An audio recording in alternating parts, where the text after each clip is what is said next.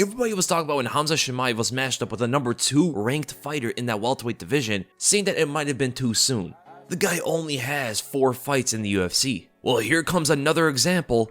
Alex Pereira is going to be fighting a number 4 contender, Sean Strickland, for UFC 277 in July. There's currently no main event, there's no title fight on the card, and we do know that there's one champion whose matchup is not official right now, Israel Adesanya. They might put Israel Adesanya versus Jared Cannonier as that main event on the same card, and we all know what the plan is, hoping that Adesanya, Pereira both win, and then they put on that 3rd fight later down the year. One of the most anticipated middleweight fights in recent times. And we gotta give some respect to Sean Strickland. He did not need to take this fight. Number 4 guy fighting someone who's unranked. He probably sees the hype that Pereira has, and he wants to eliminate that. Maybe doing the UFC also a favor of taking the fight that's gonna give him an instant title shot. If Strickland beats Pereira, he also might get a title shot. Putting Sean Strickland up against Alex Pereira is a very interesting matchmaking decision by the UFC, and I would say it's actually very smart. When you look at the rankings, Sean Strickland is one of the easiest fights stylistically for Alex Pereira, or there's the least resistance there. They want to avoid Robert Whittaker, Marvin Vettori, and Derek Brunson, as Pereira still doesn't have that MMA experience to potentially stop those guys' takedowns. So let's throw him a striker who likes to get away from the takedowns, likes to get away from the Brazilian Jiu-Jitsu, and make the fight as convenient for Alex Pereira as possible so they can propel him straight to Adesanya. And that's what can happen here. If he beats Sean Strickland, who's to say he doesn't get a title shot? If Alex Pereira beats Sean Strickland, he may very well get a title shot right afterward. 4th fight in the UFC will be up against Adesanya. And why can't it happen? When you look at the division right now, Whittaker just lost to Adesanya twice. And let's say Cannonier loses that fight to Adesanya. Vettori lost to him twice. Brunson's coming off a loss. He lost to Adesanya in the past. Costa already lost to him in the past. Jack Hermanson does not deserve it. If Pereira beats the number 4 guy, who's the only fighter in the top 5 coming off a win, who has not fought Adesanya yet, if Pereira eliminates that guy from the equation, it's a no-brainer. It's a no-brainer. Adesanya's gonna fight Pereira, 100%. And probably a big reason to that is the guy is older, right? He's 34 years old. They're trying to get this fight going, man. And Sean Strickland might get brutalized if he cannot take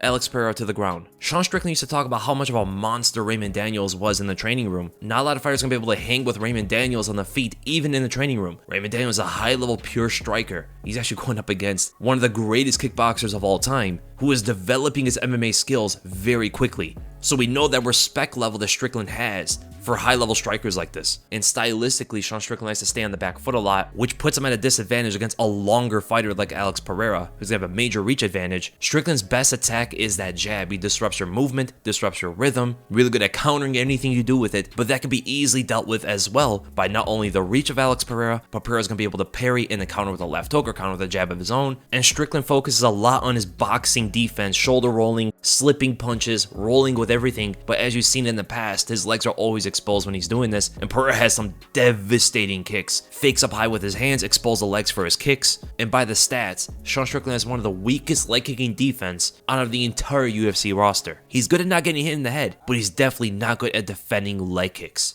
And this outside jab that he has against everybody, leaning back, popping jabs in your face as you're missing punches, that's not going to work against Pereira. That's just not going to work. Sean Strickland's going to get his legs kicked. Alex Pereira has a major reach advantage. He has definitely a lot more power, pretty close in the speed factor as well. And I believe even his takedown defense will give Sean Strickland some fits. And we've seen Strickland in the past get dropped badly. And Kamaru Usman, Zaleski dos Santos, none of these guys hit like Alex Pereira. And if Pereira decides to go into the southpaw stance, he's going to eliminate a lot of what Sean Strickland does correctly. That becomes a dance of who's going to throw the power hand and connect with it. Or Strickland's going to use that to go for the single leg, that front leg that's closer to him. But if Pereira just eliminates that jab, that's a lot of Strickland's success going out the window. Switching it to southpaw is going to do that for him. Leg kicks can be a major weapon, you just don't want to get taken to the ground, and body and head kicks, especially if he goes to that southpaw stance, are going to be huge against Sean Strickland. Left hook can be evaded. Strickland's really good at rolling with punches. He has a really good eye, quick reflexes, but just to put it in general, I think he's just way too basic with a lot of things he does. Pereira has seen what Strickland's able to do a million times already. Strickland's going to have to take this fight to the ground. Staying on the feet too long is not going to be in his favor. Get that single leg, try to turn to a double. If he can catch Pereira coming in,